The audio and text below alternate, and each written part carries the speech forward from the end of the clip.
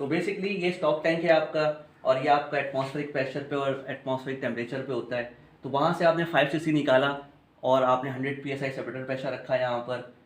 Separator पे जितना liquid आया वो आपने मेजर कर लिया। सेपरेटर पे जो लिक्विड मेजर कर लिया, सेपरेटर प्रेशर पे हुआ, और फिर उस लिक्विड को आपने फ्लो करवाया from separator to stock tank. Stock tank में कितना लिक्विड आया आपने वो मेजर कर लिया।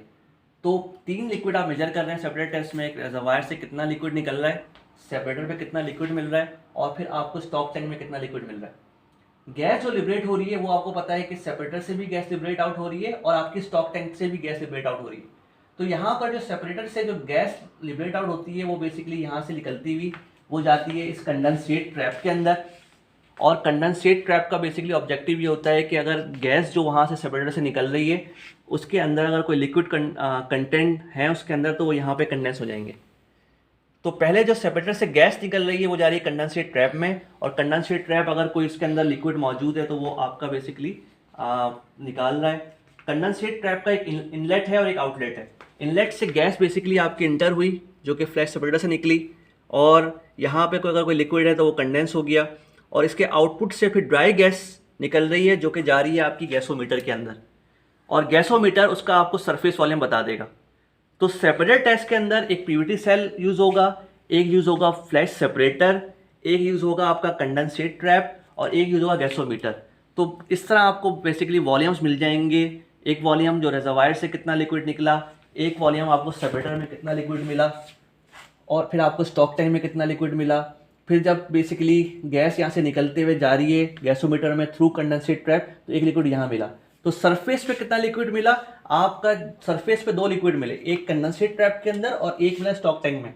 तो total liquid produce at surface is the sum of this condensate trap में जो लिक्विड है प्लस जो स्टॉक टैंक में जो लिक्विड है, और रिजर्वायर आपको पता है। तो by this you can calculate be not calculated through separate test. Again इस एक्सपेरिमेंट को आप रिपीट कर सकते हैं विद डिफरेंट सेपरेटर प्रेशर। एक दफ़ा आपने 100 रखा था, फिर आप 200 रख लेंगे, फिर 300 रख लेंगे, फिर 400, फिर 500, फिर 600, यानी कि 6 प्रेशर पे आप ये एक्सपेरिमेंट कर लें तो आपको हर प्रेशर के ऊपर सरफेस लिक्विड रिकवरी मिल जाएगी। कि 100 पे सरफेस लिक्विड रिकवरी ये मिली। सारे बातें surface liquid recovery again is the sum of condensate liquid recovery plus stock tank liquid recovery. फिर 200 पे सरफेस लिक्विड रिकवरी मिल गई, फिर 300 पे सरफेस लिक्विड रिकवरी मिल गई, 400 पे मिल गई, और आप बेस्ड ऑन दीज नंबर्स आप बता सकेंगे कि इन डिफरेंट प्रेशर्स के ऊपर ये प्रेशर जो है ऑप्टिमम प्रेशर है जिसके ऊपर हमें मैक्सिमम लिक्विड रिकवरी मिल रही है। क्योंकि हमारा ऑब्जेक्टिव ये होता है कि रिजर्वायर से जो भी फ्लूइड सरफेस पे आ रहा है, जब वो सरफेस पे आए तो हमें मैक्सिमम लिक्विड दे, और हमें पता है कि लिक्विड जो होते हैं वो ज़्यादा महंगे बिकते हैं as compare to the gas. So we really want to optimize our liquid recovery both for oil and gas condensate gas. हमें पता है गैस कंडेंसेट के अंदर भी ये होता है कि जब वो रिजर्वायर में तो गैस होता है, मगर जब वो सरफेस पे आता है तो on the way up liquid उसमें से कंडेंस होता है। तो हमारा ऑब्जेक्टिव होता है कि मैक्सिमम लिक्विड जो है वो कंडेंस हो जाए और उसको हम बेच सकें। We don't want gas to carry this heavy liquid with the gas phase, और हमें पता है जब गैस फेस में हैवियर कंपोनेंट चले जाएंगे तो हमें रेवेन्यूज हमारे कम हो जाएंगे। तो we want to enhance our revenues, and revenues are basically enhanced by increasing the liquid recovery at surface. So separator का ऑब्जेक्टिव ये होता है कि इसका एक ऑब्जेक्टिव जो रिजर्वायर इंजीनियरिंग में ये है कि बेसिकली ये आपका हेल्प करता है लिक्विड रिकवरी बढ़ाने को। तो इस टेस्ट के अंदर इस लैब के अंदर आप इस टेस्ट को परफॉर्म कर सकते हैं। तो आपने पीवीटी सिस्टम देख लिया, फ्लैश सेपरेटर देख लिया, कंडेंसेट ट्रैप देख लिया, और आपने बेसिकली गैसोमीटर देख लिया। ये भी हो सकता है कि गैसोमीटर आपको गैस का तो सरफेस वॉल्यूम दे रहा है, अगर आपको कंपोजिशन भी चाहिए कि जो मेरी गैस प्रोड्यूस हो रही है सरफेस पे उसकी कंपोजिशन क्या है। जिस तरह फॉर एग्जांपल आपने कांस्टेंट वॉल्यूम डिप्लीशन पढ़ा होगा, और कांस्टेंट वॉल्यूम डिप्लीशन के अंदर आपको गैस की कंपोजिशन भी चाहिए होती है। तो हमारे पास गैस क्रोमेटोग्राफर ही मौजूद है। तो जो गैसोमीटर का आउटलेट है उसको हम कनेक्ट कर देते हैं with the inlet of gas chromatograph. तो ये बेसिकली हमें कंपोजिशन दे देता है उस गैस की जो प्रोड्यूस हुई है, चाहे वो डिफरेंशियल के अंदर चाहे वो सेपरेटर टेस्ट के अंदर। क्योंकि डिफरेंशियल में भी हम गैस प्रोड्यूस करवा रहे हैं और डिफरेंशियल में गैस जो है वो डायरेक्टली जा रही है इस गैसोमीटर के अंदर। तो हमें बेसिकली डिफरेंशियल से जो गैस निकली उसका हमने सरफेस वॉल्यूम निकाल लिया, और फिर उस गैसोमीटर के बाद वो जा रही है कहाँ पर, गैस क्रोमेटोग्राफ के अंदर, उसकी हमने कंपोजिशन निकाल ली। सेपरेटर टेस्ट के अंदर हमने ऑयल स्टडीज़ कर रहे हैं, तो हमने ऑयल निकाल रहे हैं और वो थ्रू फ्लैश सेपरेटर से होता हुआ वहाँ पे सेपरेट हुआ, और वहाँ से जो गैस निकली वो गैसोमीटर में गई, और फिर वहाँ से वो गई आपकी गैस क्रोमेटोग्राफ के अंदर। सिमिलरली अगर कांस्टेंट वॉल्यूम डिप्लीशन कर रहे होते हैं जो कि गैस कंडेंसेट में बेसिकली होता, तो गैस कंडेंसेट रिजर्वायर के अंदर बेसिकली आपने कंपोजिशन निकालनी है, तो वो आपकी गैस डायरेक्टली आ रही होती गैसोमीटर के अंदर, और फिर गैसोमीटर के बाद उसका सरफेस वॉल्यूम के बाद उसकी कंपोजिशन भी आप मालूम कर सकते हैं। तो आप डिफरेंट टेस्ट परफॉर्म कर सकते हैं इस लैब के अंदर। कई दफ़ा ऐसा होता है कि आपके पास जो सैंपल्स आते हैं फील्ड से वो जनरली बेसिकली प्रेशराइज नहीं होते। तो जैसे हमने बताया कि सैम्पलिंग के डिफरेंट तरीक़ों से हो सकती है, जो आपने थ्योरी में पढ़ा होगा। एक सैम्पलिंग कहलाती है सब सरफेस सैम्पलिंग, यानी बेसिकली इसमें होता है कि आपका सैंपल जो कलेक्ट किया जाता है वो किया जाता है at the face of the perforation. कई दफ़ा सैम्पलिंग की जाती है सेपरेटर के ऊपर। तो जब सेपरेटर पे आपने सैम्पलिंग कलेक्ट की है और आपने गैस और ऑयल कलेक्ट किया सेपरेटर के ऊपर, तो वो बेसिकली सेपरेटर प्रेशर के ऊपर आपने कलेक्ट किया होगा, और सेपरेटर प्रेशर आपका जनरली 150 psi तक होता है।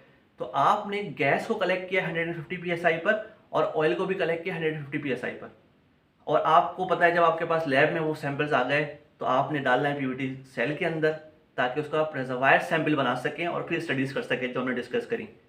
तो शर्त यह है कि पहले जो सैंपल्स आए हैं, जो कि अभी फिलहाल हम बात कर रहे हैं कि सरफेस सैंपल्स आए, तो पहला ऑब्जेक्टिव होता है उनको ट्रांसफ़र करना पीवीटी सेल के अंदर, और फिर उनको कंबाइन करके एक रिजर्वायर सैंपल बनाना।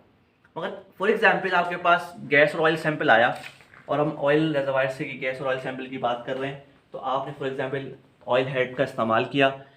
आपने हो सकता है पहले आपने गैस को इंजेक्ट कर दिया, तो पहले आपने गैस को इंजेक्ट कर दिया 150 psi पर, वो आपका सैंपल कलेक्ट हुआ था। जब आपने पोर्ट बी से लगाया, वॉल नंबर 4 ओपन किया, तो आपका गैस इस पीवीटी सेल में चला गया, आपने बंद कर दिया। लेकिन जब गैस में चली गई तो जाहिर बात है इसका एक प्रेशर हो गया। लेट्स एज्यूम आपका इसका प्रेशर हो गया 125 psi, तो PVT cell is at the pressure of 125 psi। अब जब ऑयल आपने सैंपल इंजेक्ट करना है, और ऑयल सैंपल भी सेपरेटर प्रेशर पे आपने कलेक्ट किया था जो कि 150 psi था, तो 150 psi पे आप अब इंजेक्ट करना चाह रहे हैं ऑयल को, और पीवीटी का अब जो प्रेशर है वो 125 psi।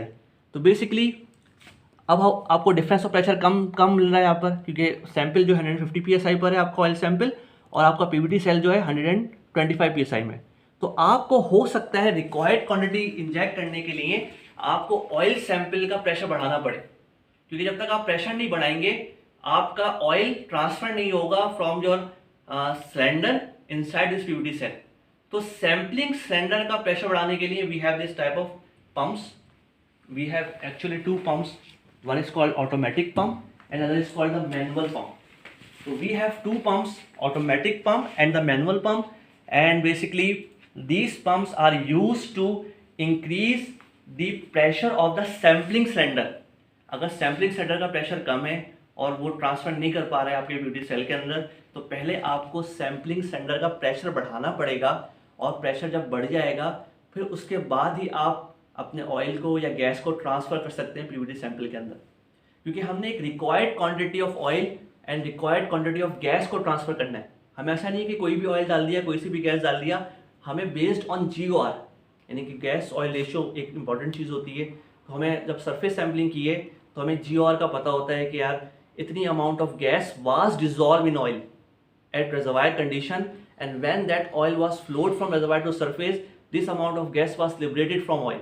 तो हमने उस GOR के बेसिस पे गैस और ऑयल को मिला के रिजर्वायर सैंपल बनाना है। तो उस GOR को मिलाने के लिए एक रिक्वायर्ड क्वांटिटी में हमें इंजेक्ट करना है गैस और ऑयल को, और अगर रिक्वायर्ड क्वांटिटी नहीं जा पा रही क्योंकि प्रेशर अगर कम है सिलेंडर्स का, तो we have to enhance the pressure of the sampling cylinder, and for that we have these 2 pumps, manual pump and the automatic pump. And in these pumps basically we use this built-in cylinder which works on water, and basically we use the pressure of that water to enhance the pressure of the assembly center.